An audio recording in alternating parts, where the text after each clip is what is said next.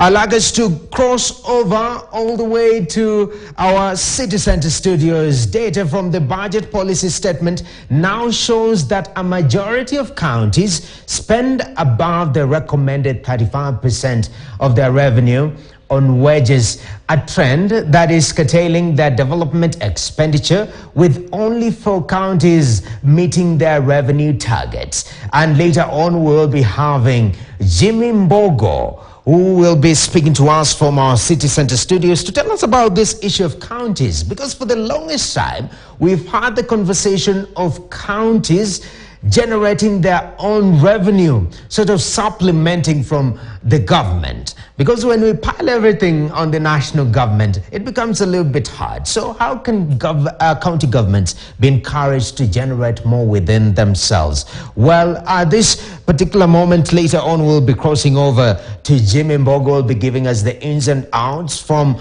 the draft policy, that is a budget policy statement, and what it means for the county. What is the plan to make sure that the counties are generating their own revenue, but not only generating, there's the issue of spending, because here is ins and outs. How much money is coming in and how much money is going towards spending? Well, right now we have Jimmy Mbogo. Good afternoon to you, Jimmy. Good to see you this wonderful Friday. I don't know what you have planned for the weekend, but before you tell us your weekend plans, what does the government tell us about county revenue in the latest draft budget policy statement? Well, indeed, a very good afternoon to you too. Now, of course, we'll be getting into the details of how the weekend is going to look. But first, let's take care of the most important things. We're looking at the budget policy statement for 2023-2024 financial year. And one of the things that is coming out clearly is that we only have 4 counties that are actually meeting their revenue targets. And that is, those are the counties such as Turkana, Migori. We're talking of Lamu and Vihiga County. These are counties that are actually outperforming the rest of the counties in being able to collect more than 100% of their revenue targets. For instance, when you look at a county such as Turkana, they're collecting upwards of 114%.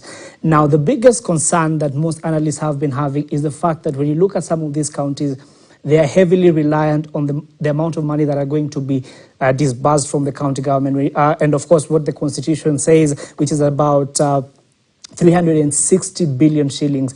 Now, the irony is most of this money, and when you look at a good number of the counties, all this money is going back to recurrent expenditures. You have counties that are spending upwards of 60% of this revenue that they are collecting, and the allocation that is coming from the national government, all going to recurrent expenditure. And just recently, as recent as this week, we had from SRC, and one of their biggest concern is that as a country, upwards of 51% of the revenues that we collect is going back towards recurrent expenditures, and specifically wage bill. We're talking about people getting upwards of 300% in terms of allowances. This is 300% of your actual salary. And of course, it must be very nice to work for government, but when you look at the economical effect of this, is the fact that this is a lot of wastage. These are funds that could actually be going towards development. These are funds that could be buying medical equipments for some of our hospitals. And of course, the other thing that comes up is the fact that the preferred expenditure with regards to how much should go to salary, this has been capped at 35%. Now, when you have counties that are spending almost double that, it means that the development expenditure is going to go down. We have counties such as Nairobi, which is the capital, and it's quite a shame to see counties like Nairobi spending only about 10.7 rather of their budgetary allocation going towards development. No?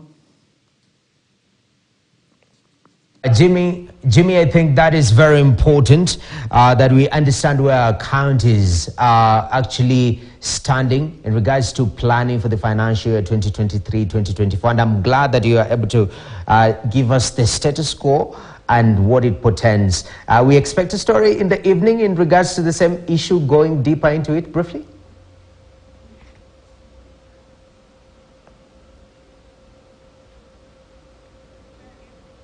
Jimmy, I know I had asked about your weekend plans, but should we be expecting a deeper story in the evening during Business Prime in regards to this particular issue of county?